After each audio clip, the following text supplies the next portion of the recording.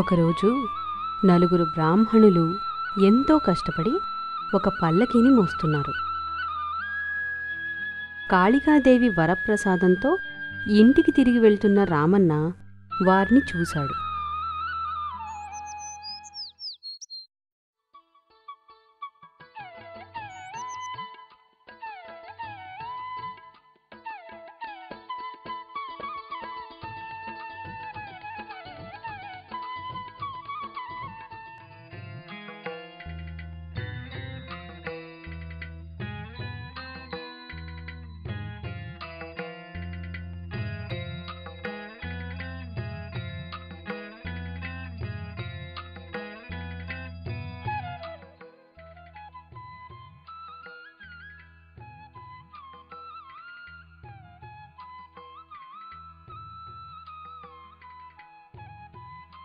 రామన్న వారు ఎందుకలా చేస్తున్నారో తెలుసుకోవాలనుకుని వారి దగ్గరికి వెళ్ళి రామన్న వారిని చూసి ఇలా అన్నాడు.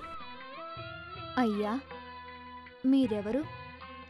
ఈ ముసలి బ్రాహ్మణులు ఇంత కష్టపడి మీ పల్లకి ఎందుకు మోస్తున్నారు? నేనొక మహాపండితుణ్ణి. ఈ పల్లకీ మోస్తున్న ముసలి బ్రాహ్మణులు కూడా పండితులే. నాతో పందెం వేసి వాదనకి దిగి ఓడిపోయారు. అందుకే నా పల్లకీ మోస్తున్నారు. అయినా అవన్నీ నీకెందుకు? ఏ, నువ్వు కూడా నాతో పందెం వేస్తావా? పండితుడు అలా అనేసరికి రామన్న ఏమాత్రం భయపడకుండా, సరే, చేతనైతే నాతో శాస్త్రచర్చ చెయ్యండి. నీవు ఓడిపోతే నా పల్లకీ మోయాలి. నేను ఓడిపోతే నిన్ను పల్లకిలో కూర్చోబెట్టి మోస్తాను. చిత్తం, తమరు అనుమతిస్తే. అనుమతిస్తున్నాను. అలా ఆ పండితుడు అనుమతి ఇవ్వగానే పల్లకి క్రిందికి దింపారు. వారి ఇరువురి మధ్య చాలాసేపు శాస్త్రచర్చ జరిగింది. పండితుల వారు ఎన్నో రకాల ప్రశ్నలు వేశారు. రామన్న ఏమాత్రం భయపడకుండా ఆలోచించి చాలా సులువుగా సమాధానాలు చెప్పాడు. అక్కడ ఉన్నవారు రామన్న సమాధానాలకు ఆశ్చర్యపోయారు. చివరకు రామన్న పందెంలో గెలిచాడు.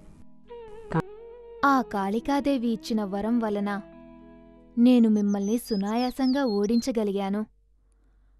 కాని మీరు పెద్దవారు, నేను పసివాడిని. మీతో పల్లెకి మోయించుకోవటం గర్వమవుతుంది. విద్యకు వినయమే అలంకారం.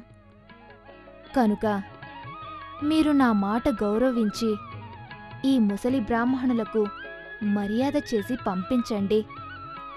నేను మీపై గెలిచినందుకు మీరు చేయవలసిన పని ఇదే. రామన్న మాటలు విన్న పండితుడు, బ్రాహ్మణులు చాలా సంతోషించారు. నాయనా, నీవు చిన్నవాడివైనా నా కళ్ళు తెరిపించావు.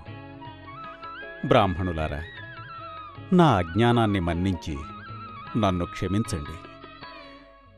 నాయనా, నీ పేరేమిటి? నన్ను రామన్న అంటారు. నీవు చిన్నవాడివైనా మా మర్యాద నిలబెట్టావు. ఇక నుంచి నీవు మర్యాద రామన్నవై కీర్తి పొందుతావు నాయనా అని అతడిని ఆశీర్వదించారు.